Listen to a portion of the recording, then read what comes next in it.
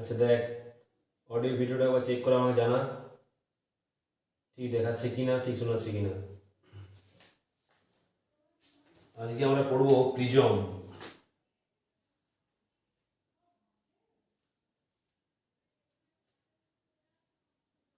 Prism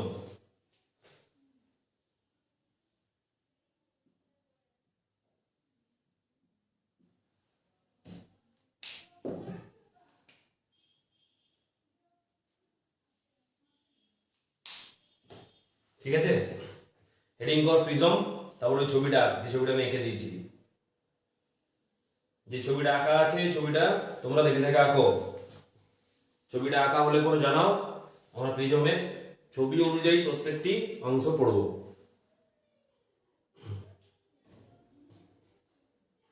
prism heading করো এবং ছবি আঁকো।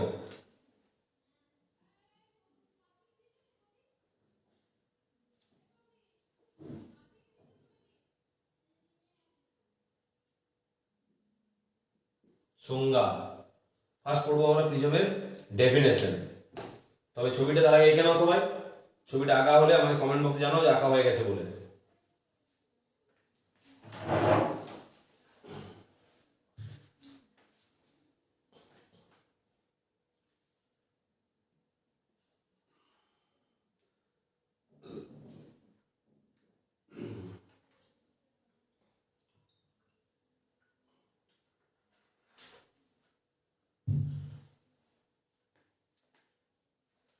আর ছবি সবাই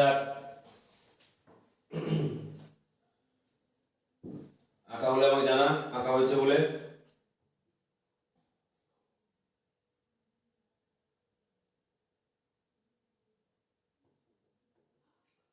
আমরা আগের দিনে পড়েছি যে আলোর বিচ্ছুরণের জন্য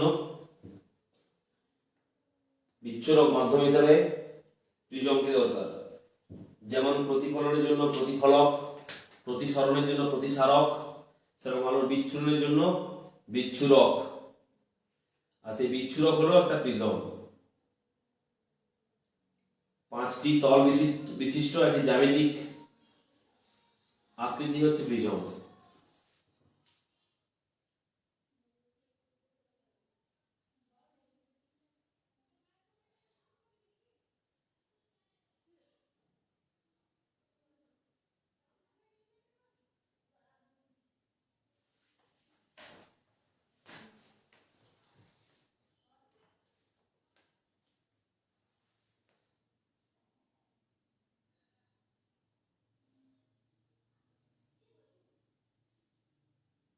নেটওয়ার্ক প্রবলেম, ডিস্টার্ব আছে, একটু একটু ওয়েট করো, আস্তে আস্তে আঁকো, ধীরে সুস্থে।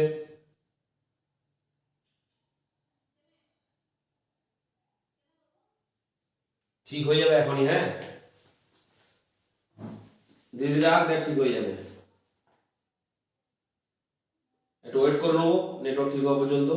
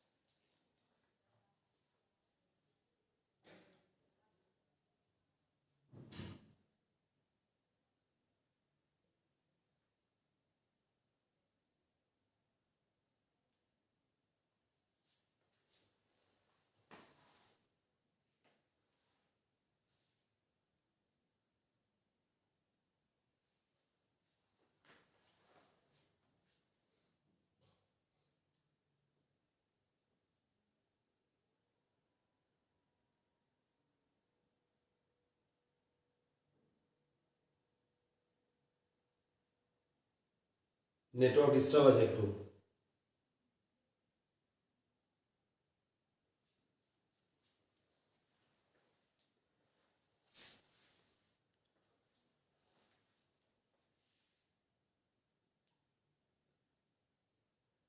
আঁকা হয়েছে সবার?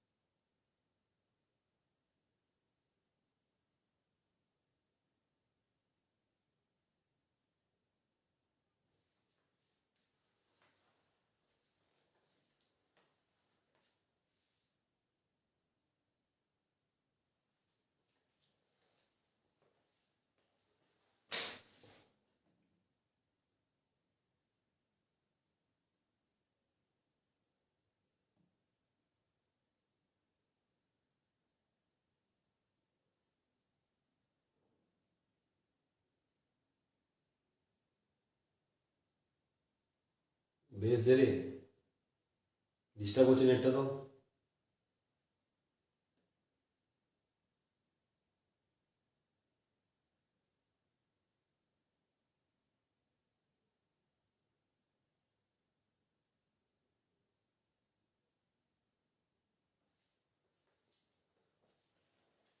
একটু ওয়েট কর, আমি কানেকশনটা কাট করে আবার অন করছি। হ্যাঁ,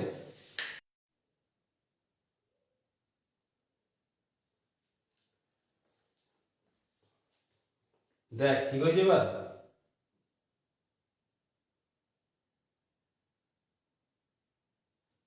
জোয়েল, সবাই ঠিক দেখতে পাচ্ছিস?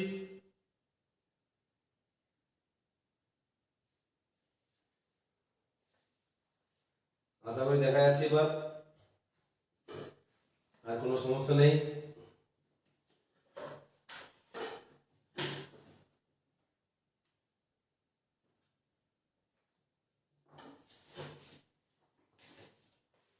ঠিক আছে, দেখ প্রিজমটা দেখ কেমন দেখতে।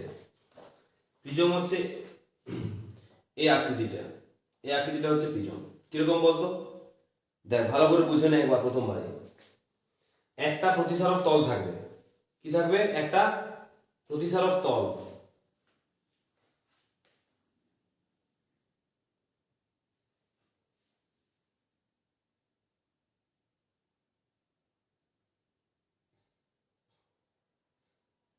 দেখ প্রতিসারক তল, এই একটা সমতল আর একটা সমতল, দুটো সমতল তল পরস্পর ইনক্লাইন অর্থাৎ আনত আছে। এ দেখ, এই তলটা এই তলের উপর আনত, এই তলটা এই তলের উপর আনত।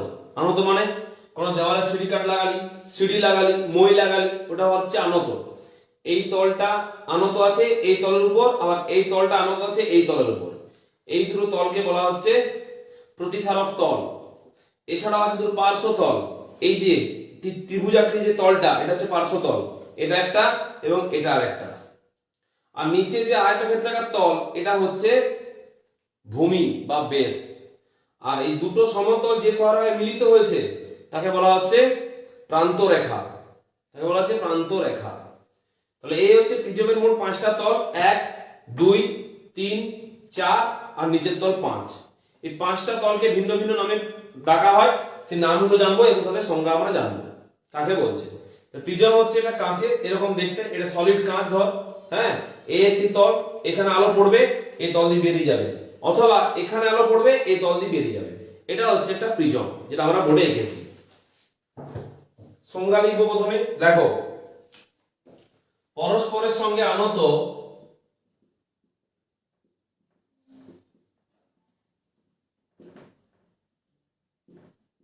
পরস্পরের সঙ্গে আনত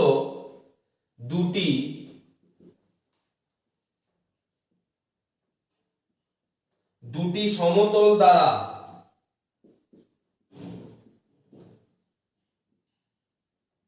সীমাবদ্ধ, দুটি সমতল দ্বারা সীমাবদ্ধ কোন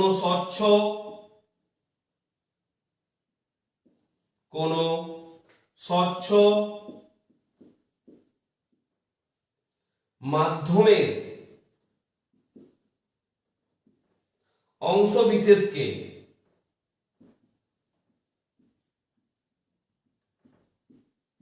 প্রিজম বলে।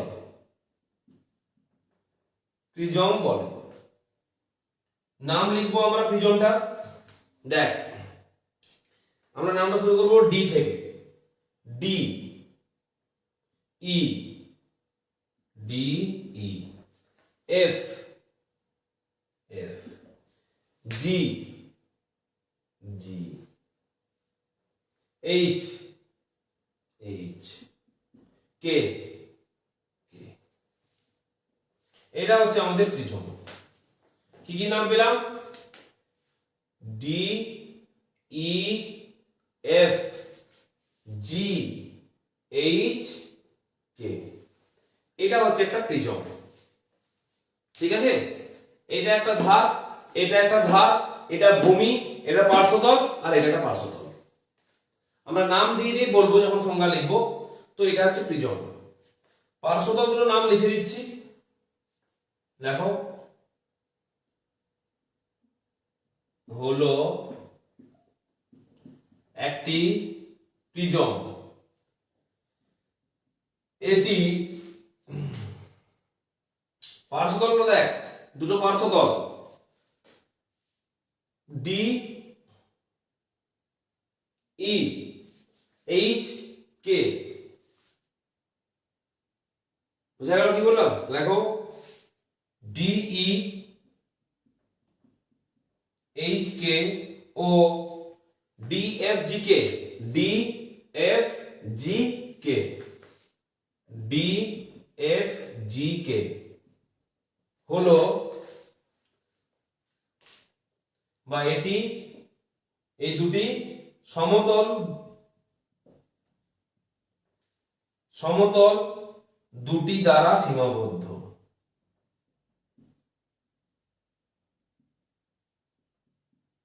দুটি দ্বারা সীমাবদ্ধ। ডি এফ জি কে সমতল দুটি দ্বারা সীমাবদ্ধ।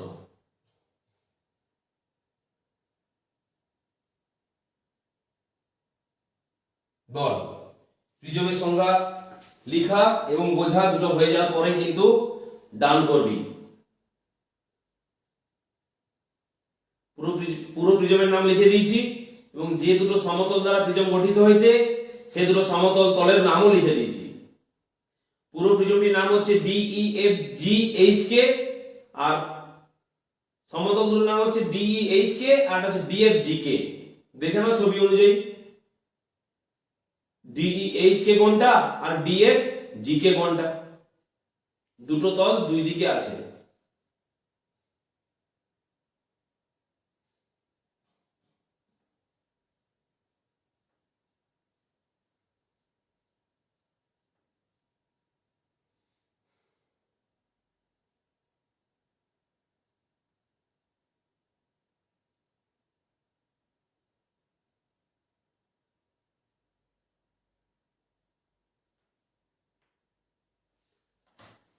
করে হয়েছে?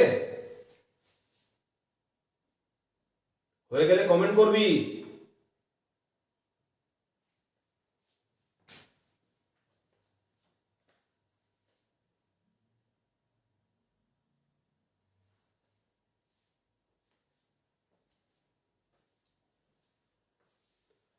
লেখা হয়ে গেলে কমেন্ট করবি।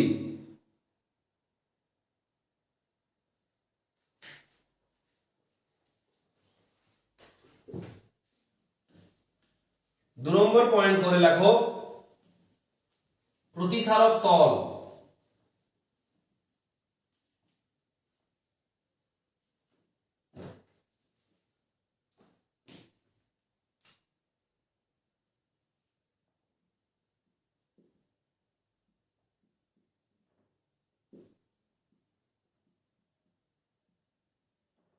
প্রতিসারক তল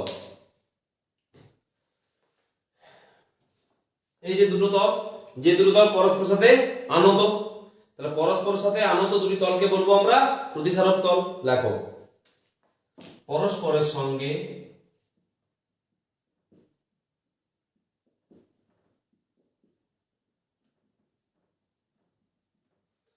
আনত, পরস্পরের সঙ্গে আনত যে দুটি সমতল দ্বারা,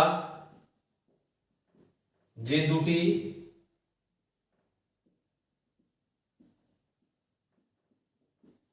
দুটি সমতল দ্বারা প্রিজম গঠিত হয়,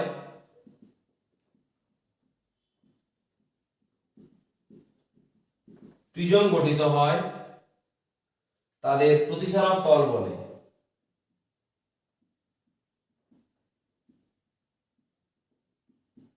তাদের প্রতিসারক তল বলে। ছবিতে আমরা প্রতিসারক তলের নাম লিখে নেব। রিফ্লেক্টিং সারফেস একটা, যেমন ডিই,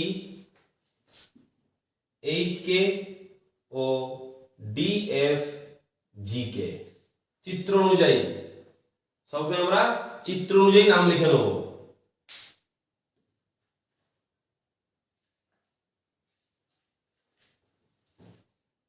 তারপরে নেক্সট লিখবো আমরা প্রান্ত রেখা। দেখ প্রান্ত রেখা কোনটা? এই প্রিজমের প্রতিসারক তল দুটি যে রেখায় মিলিত হয়েছে, ডিইএইচ কে আর ডিএফজি কে, কোন বিন্দু কোন রেখায় মিলিত হয়েছে? ডিকে। এই ডিকে হচ্ছে প্রান্ত রেখা। তাহলে বলবো প্রিজমের প্রতিসারক তল দুটি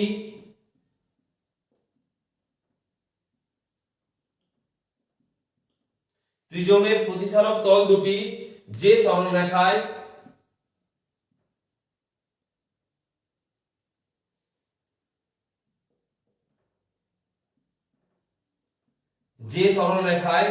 মিলিত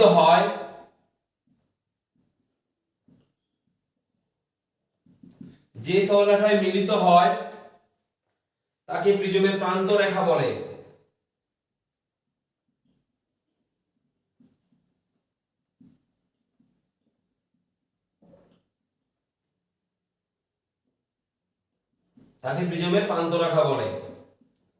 যেমন চিত্র অনুযায়ী ডিকে, ডিকে হচ্ছে প্রিজমের প্রান্ত রেখা। তাহলে দুটো জিনিস লিখলাম আমরা, একটা প্রান্ত রেখা আর একটা হচ্ছে প্রতিসারক তল। হলে বল।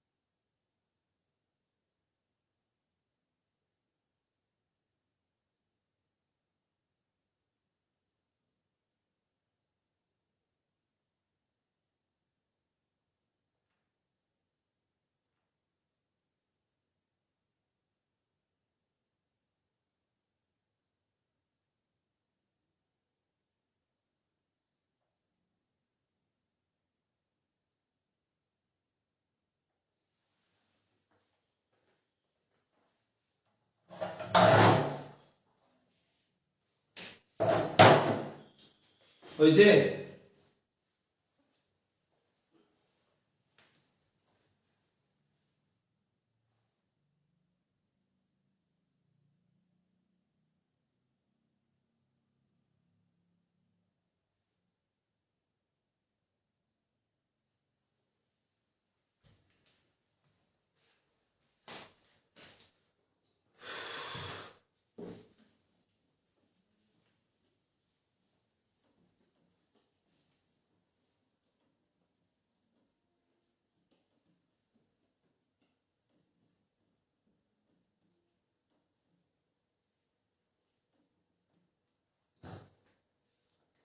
তারপরে লিখব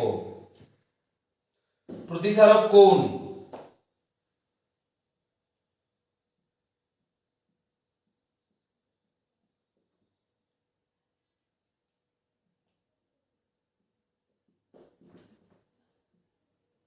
দেখ প্রতিসারক কোণ কোন দুটো,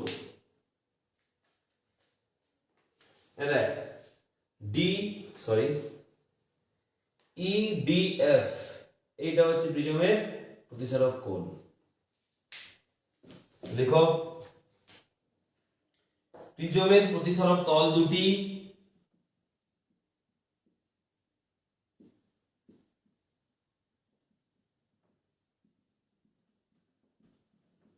প্রিজমের প্রতিসারক তল দুটি যে কোণে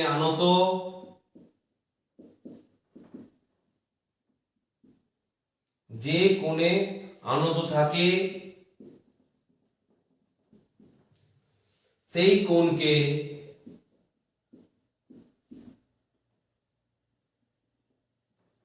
কোণকে প্রিজমের প্রতিসারক কোণ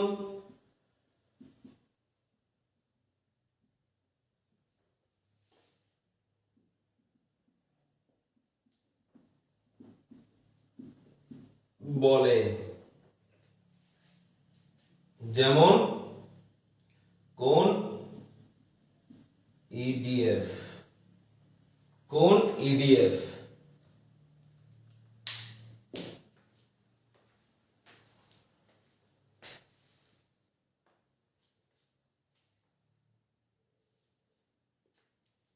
জানুয়ারি থেকে কিন্তু সবাই অফলাইনে আসার চেষ্টা কর, কারণ আর অফলাইন অনলাইন কন্টিনিউ করা সম্ভব হচ্ছে না, কারণ অফলাইনে অনেকগুলো ব্যাচ, তার সাথে সব ব্যাচ যদি অনলাইনে করতে হয় না আর সময় পাওয়া যাচ্ছে না, এই কারণে বিভিন্ন সময় পড়াতে হচ্ছে, দেখতেই পাচ্ছিস। অতএব যারা ক্লাস কন্টিনিউ করতে চাস তারা কিন্তু এরপরে অফলাইন আসার চেষ্টা কর, যার যেমন ব্যাচ ছিল সেই ব্যাচে আসার চেষ্টা কর, কারণ আমি কিন্তু এরপর অনলাইন ক্লাস অফ করে দেব। যেহেতু সবাই আসছে সেহেতু বাকিও আসার চেষ্টা করো। যখন বলেছিলাম, যখন অনলাইন হচ্ছিল, কেবল অনলাইন হচ্ছিল, আমি অফলাইন শুরু করিনি, কিন্তু যখন অফলাইন শুরু করতে বাধ্য হয়েছি তখন কিন্তু আস্তে আস্তে এবার অনলাইন বন্ধ হয়ে যাবে।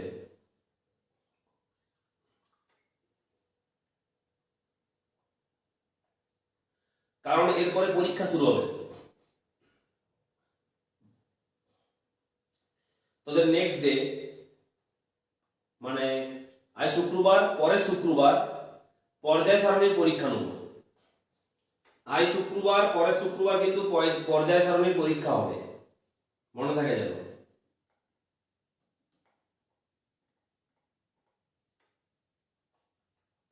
নেক্সট ডে পর্যায় সারণীর এক্সাম হবে।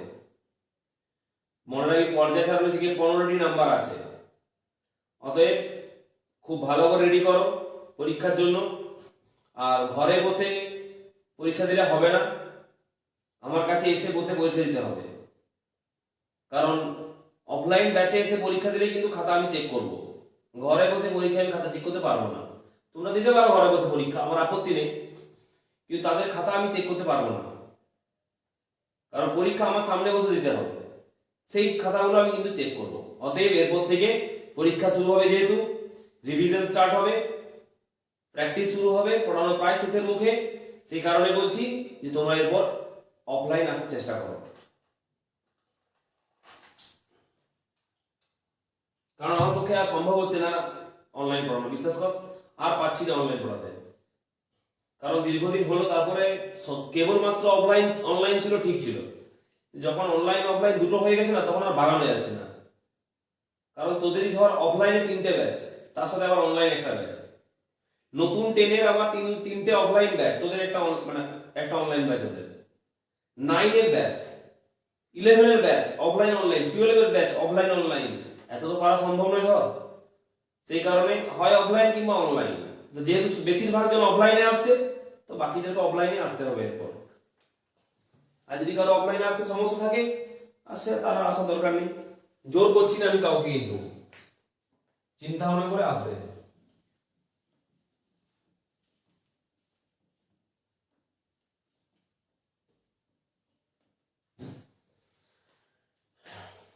তারপর লেখো পার্শ্বতল ও ভূমি। নেক্সট রিডিং করো পার্শ্বতল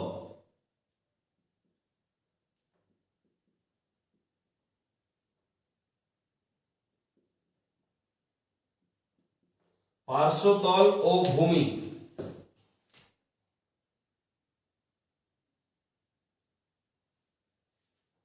ঠিক আছে, যে দুটো ত্রিভুজাকৃতি তল রয়েছে না, এই যে DEF আর ওইদিকে আছে দেখ GHK, এই দুটো বলা হচ্ছে পার্শ্বতল। আর এখানে দেখ EHGF এটা হচ্ছে ভূমি। তাহলে দেখো পার্শ্বতল কাকে বলে? কোন প্রিজমের বা কোন প্রিজম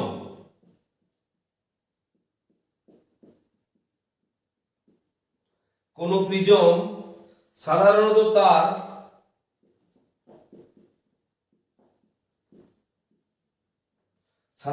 তার তল দুটি ছাড়াও, সাধারণত তার প্রতিসারক তল দুটি ছাড়াও,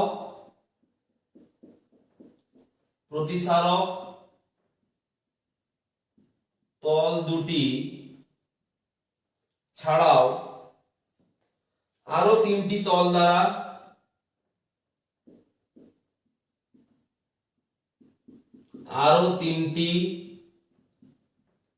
তল দ্বারা সীমাবদ্ধ থাকে। আরো তিনটি তল দ্বারা সীমাবদ্ধ থাকে। পূর্ণচ্ছেদ। এই তল তিনটির মধ্যে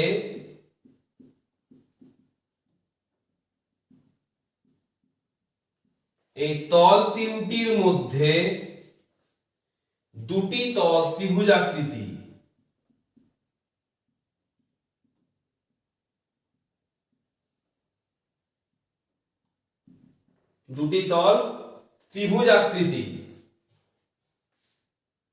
এবং প্রান্তরেখার সঙ্গে লম্বভাবে।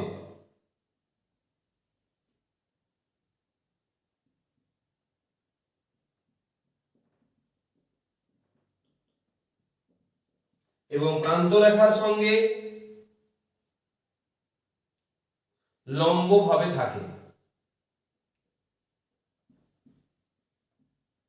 প্রান্তরেখার সাথে লম্বভাবে থাকে। এই তল দুটিকে প্রিজমের পার্শ্বতল বলা হয়। এই তল দুটিকে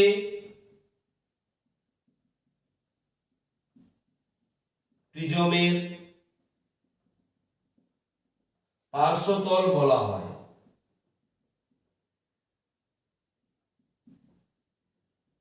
যেমন DEF আর KHG। যেমন DEF ও KHG নাম দেখো, ছবির সাথে মিলাও, তাহলে বুঝতে পারবে কোনটা পার্শ্বতল, কোনটা ভূমি, কোনটা প্রতিসারক তল, কোনটা প্রান্তরেখা, সব বোঝা যাবে। কমপ্লিট করো এটা।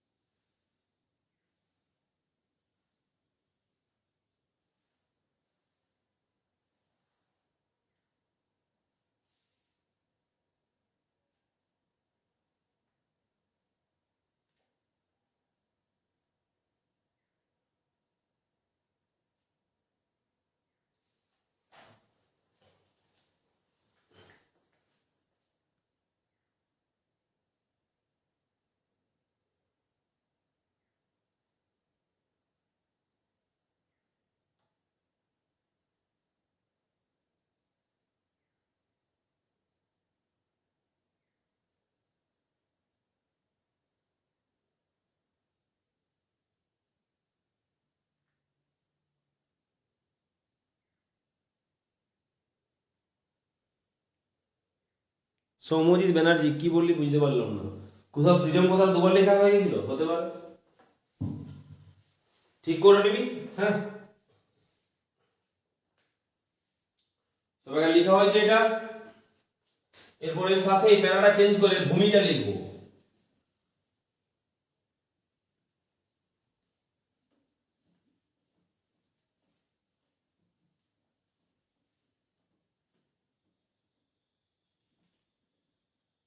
কি লিখবো এবার? ভূমি। প্যারা চেঞ্জ করো, লেখ অপর তলটি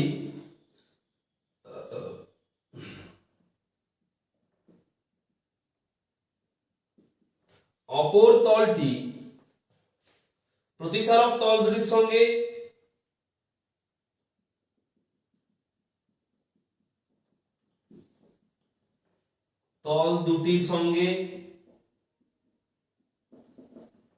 প্রতিসারক তল দুটির সঙ্গে দুটি সরলরেখায় মিলিত হয়।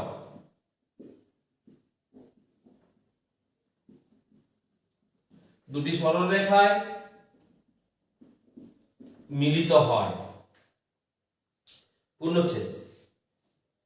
এই সরলরেখা দুটি প্রান্ত রেখার সঙ্গে সমান্তরালে থাকে।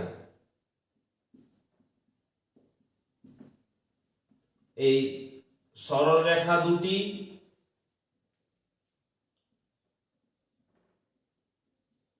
প্রান্ত রেখার সাথে সমান্তরালে থাকে। ওকে। এই অপর তলটি আয়তাকার।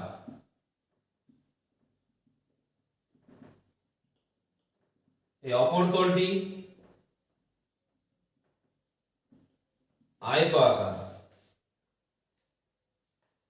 একে ভূমি বলে। যেমন একদম ই এফ জি এইচ, ই এফ জি এইচ, এটা হচ্ছে আমাদের ভূমি।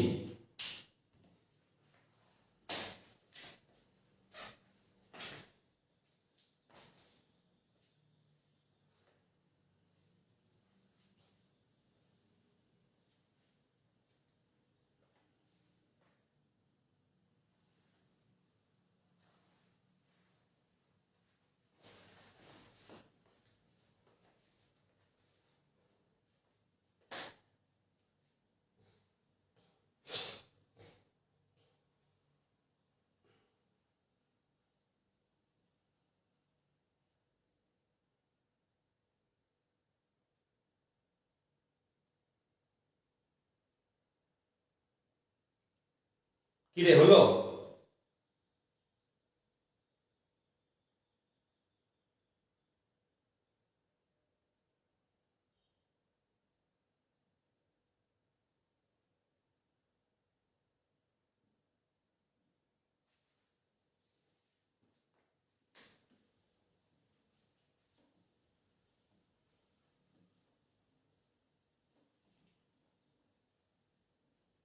বুঝা গেছে সব? আরেকটা বাকি আছে প্রধান ছেদ। এই দেখ, এ বি আর সি, এটা বলা হচ্ছে প্রধান ছেদ। কেন? প্রিজমের কোন জায়গায় যদি কেটে ফেলি তো এই এবিসি আকৃতির ছেদ পাবো, তাকে বলা হচ্ছে প্রধান ছেদ। আর এবিসি ছেদ নিয়ে আমরা প্রিজমের সবকিছু আলোর ক্রিয়া করব। তাহলে হেডিং করো প্রধান ছেদ।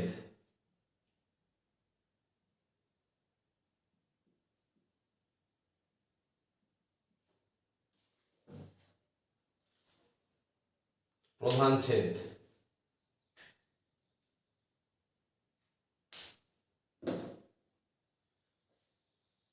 লেখ প্রিজমের প্রান্ত রেখার সাথে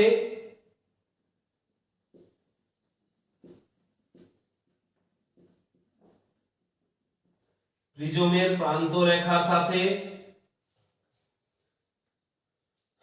লম্বভাবে প্রিজমের প্রান্ত রেখার সাথে লম্বভাবে একটি সমতল কল্পনা করলে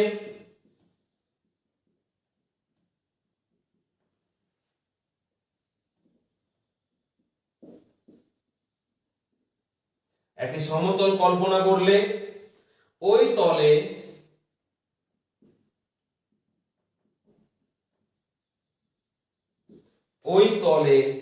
প্রিজমের যে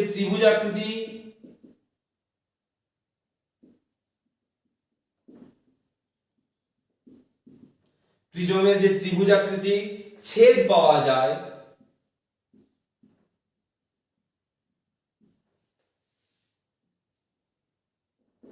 প্রিজমের যে ত্রিভুজাকৃতির ছেদ পাওয়া যায় তাকে প্রিজমের প্রধান ছেদ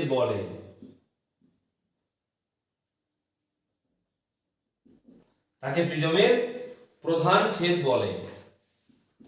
যেমন এ বি সি হলো প্রধান ছেদ। প্রিজমের উপর আলোর সমস্ত ক্রিয়া এই এবিসির উপরই কাজ করবে, মানে এবিসিটা আঁকলেই হবে। প্রিজমের ছবি এভাবে আঁকার প্রয়োজন নেই, একটা সমদ্বিবাহু ত্রিভুজ আঁকলেই যথেষ্ট।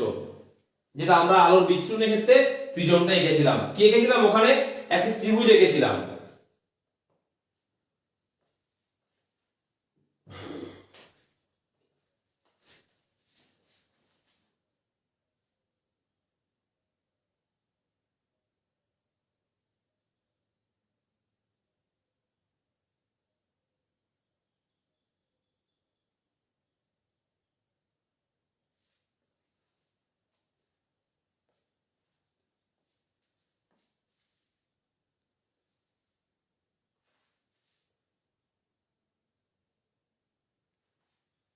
বল সবার প্রিজম সম্বন্ধে সবকিছু ঠিকঠাক বোঝা গেছে কিনা?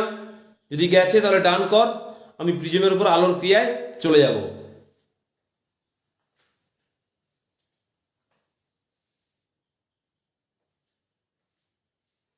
কমেন্ট পাচ্ছি না কারো, কেউ কমেন্ট করছিস না কেন? বারবার যে বলছি কমেন্ট করতে।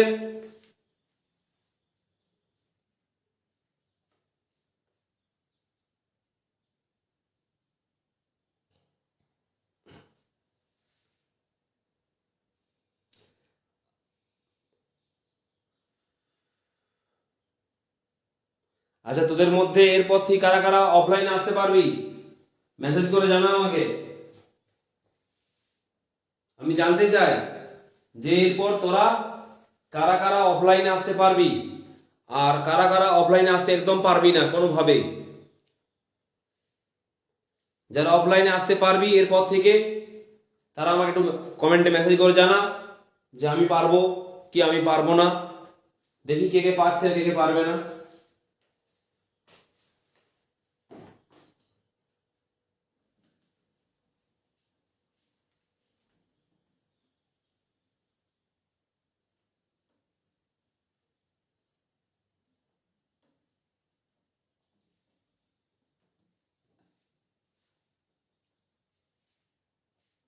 যদি পারবি তাহলে নেক্সট ডে থেকে চলে আসবি। অফলাইনে পড়া ধরা হয় সেটা জানিস, অনলাইনে কিন্তু সেটা সুযোগ নেই এই মুহূর্তে। আগে ছিল, তখন সময় ছিল, এখন যেহেতু সময় নেই, আর সময় যেহেতু নেই তাই বলছি যে পড়াটা রেডি করতে হলে, রিভিশন করতে হলে, প্র্যাকটিস করতে হলে, পরীক্ষা দিতে হলে অফলাইনে চলে এসো।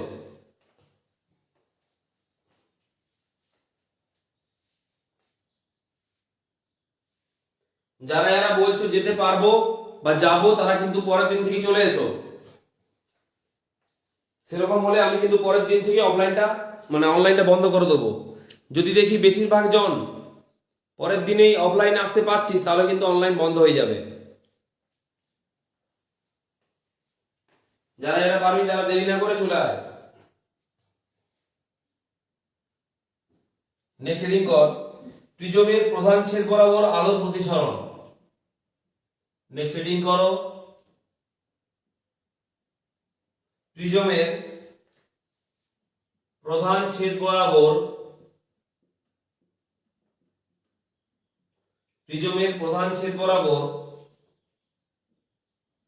আলোর প্রতিসরণ। প্রধান ছেদ মানে এবিসি। প্রিজমের প্রধান ছেদ বরাবর আলোর প্রতিসরণ।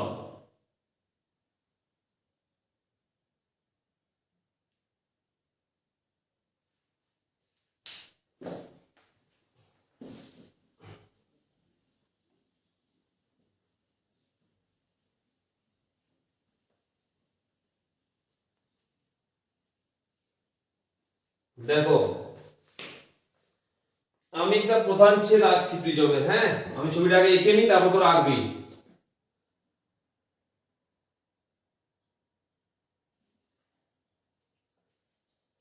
দেখ প্রধান ছেদ বরাবর আলোর প্রতিসরণ,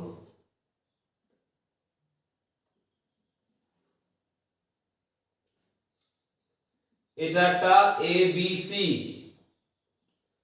এবিসি প্রিজমের প্রধান ছেদ।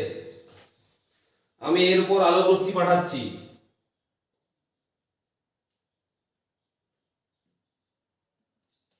আমি এর উপর একটা তির্যক আলো রশ্মি পাঠালাম। যদি প্রিজমের প্রতিসারক তল না থাকতো তাহলে আলো রশ্মি এই ডট ডট পথে বাইরে বেরিয়ে যেত, অর্থাৎ সোজা পথে চলে যেত। যেহেতু প্রতিসারক মাধ্যম হিসেবে এসি আছে, এবি হচ্ছে একটা প্রতিসারক তল, আর এটা হচ্ছে একটা পি কিউ রশ্মি, সেহেতু রশ্মি দ্বিতীয় মাধ্যমে অর্থাৎ বায়ু থেকে কাঁচ মাধ্যমে প্রবেশ করায় আলোক রশ্মি তার গতিপথ পরিবর্তন করবে প্রতিসরণের নিয়ম অনুসারে। এখন এটা যদি লঘু মাধ্যম হয়, এটা যদি ঘন মাধ্যম হয়, লঘু থেকে ঘন মাধ্যমে প্রতিষ্ঠিত রশ্মি অভিলম্বের দিকে সরে যায়। আমি এখন এটা এখানে অভিলম্ব টেনে নেব। অভিলম্ব হচ্ছে আপতন বিন্দুতে লম্ব।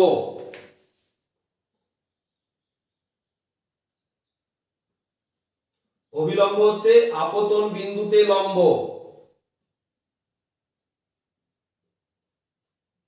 দেখো আমি আপতন বিন্দুর লম্ব টেনে নিয়েছি, আর আমি জানি রশ্মি প্রতিষ্ঠিত হয়ে অভিলম্ব বরাবর ও অভিলম্বের দিকে বাড়বে।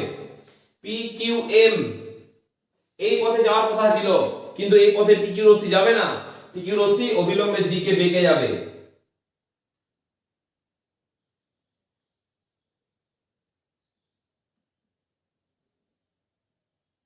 অভিলম্বের দিকে বেঁকে গেছে এবং রশ্মির নাম হয়েছে Q R. Q R Q R রশ্মি এসি তলের আর বিন্দুতে আপতিত হলো। কিউ আর রশ্মি এসি তলের আর বিন্দুতে আপতিত হলো। এরপর রশ্মি লঘু ঘন মাধ্যম থেকে লঘু মাধ্যমে প্রবেশ করছে। যখন রশ্মি অভিলম্ব থেকে দূরে সরে যাবে, আমাকে আরেকটি এখন এখানে অভিলম্ব অঙ্কন করতে হবে। অভিলম্ব কিভাবে অঙ্কন করব না, আর বিন্দুতে লম্ব টেনে নেব।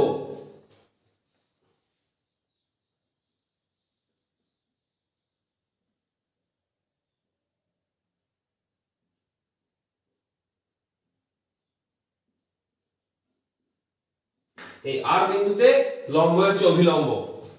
এটা যদি এন হয় এটার নাম দেবো এন ডট, আর এই ছেদ বিন্দুর নাম দেবো ও, যেখানে দুটো অভিলম্ব পরস্পরকে ছেদ করেছে। এরপর আলো রশ্মি আবার নির্গত হবে আর এস পথে, কিন্তু অভিলম্বের দিকে বাড়বে না, অভিলম্ব থেকে দূরে সরবে।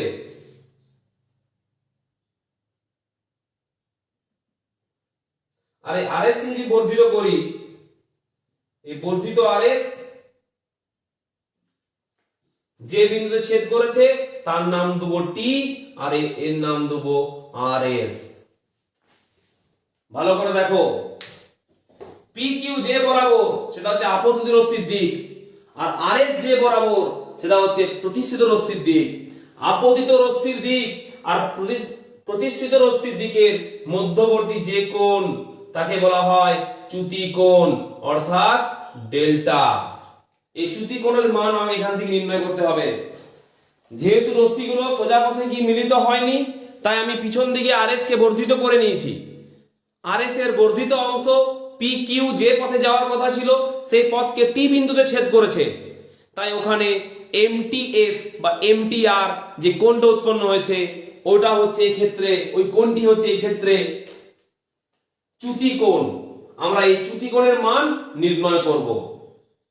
এই চ্যুতি কোণের মান নির্ণয় করব। এম টি আর বা এম টি এস হচ্ছে চ্যুতি কোণ। আর এখানে কোণের নাম দিয়ে দেব প্রথম আপতন কোণ I1, প্রথম প্রতিসরণ কোণ R1, দ্বিতীয় আপতন কোণ R2 আর শেষ প্রতিসরণ কোণ I2। আমরা আগের বিভিন্ন প্রমাণের মতোই এখানেও আমরা প্রমাণ করব ওই ডেল্টার মানটা কত, অর্থাৎ প্রিজমের প্রধান ছেদ বরাবর আলোর প্রতিসরণের ক্ষেত্রে যে চ্যুতির সৃষ্টি হয় সেই চ্যুতি কোণের মান আমাদেরকে নির্ণয় করতে হবে এখান থেকে প্রমাণ করে। জ্যামিতিক পদ্ধতিতে আমরা ডেল্টার মান নির্ণয় করব, জ্যামিতিক পদ্ধতিতে আমরা ডেল্টার মান এখান থেকে নির্ণয় করব। এই প্রমাণটি হবে আমাদের পরের দিনের কাজ, এই প্রমাণটি হবে আমাদের পরের দিনের কাজ। আজ আমাদের এতদূরই ক্লাস রইল। ডেল্টা চ্যুতি কোণ কোনটা বোঝা গেছে তো? চ্যুতি কোণের সংজ্ঞা কি ছিল? আলোক রশ্মি যে পথে যাওয়ার কথা কিন্তু বর্তমানে আলোক রশ্মি যে পথে গেছে সেই দুই পথের মধ্যবর্তী কোণকে বলা হয় চ্যুতি কোণ। পি কিউ যে পথে গেছে সেই পথ, মানে পি কিউ যে পথে যাওয়ার কথা ছিল সেই পথ, আর বর্তমানে আর এস যে পথে গেছে সেই পথ, এই পি কিউ আর আর এস পথের মধ্যবর্তী যে কোণ ডেল্টা, একে বলছি আমরা চ্যুতি কোণ। এই চ্যুতি কোণের মান আমরা নেক্সট ডে ক্লাসে নির্ণয় করব। ওকে, তাহলে আজকে ক্লাস এই পর্যন্ত থাকছে। তোমরা ভালো করে দেখে নাও যা যা কিছু করালাম আজকে, আর আমার কথাটা মাথায় রাখবে। তোমরা পরের দিন থেকে যাদের সম্ভব তারা অফলাইনে আসার চেষ্টা করো, কারণ অনলাইন ক্লাস আমি এরপর বন্ধ করব, কারণ যেহেতু রিভিশন এবং পরীক্ষা শুরু হবে তাই ওগুলো অফলাইনে আসতে হবে। ঠিক আছে, ওকে, বাই।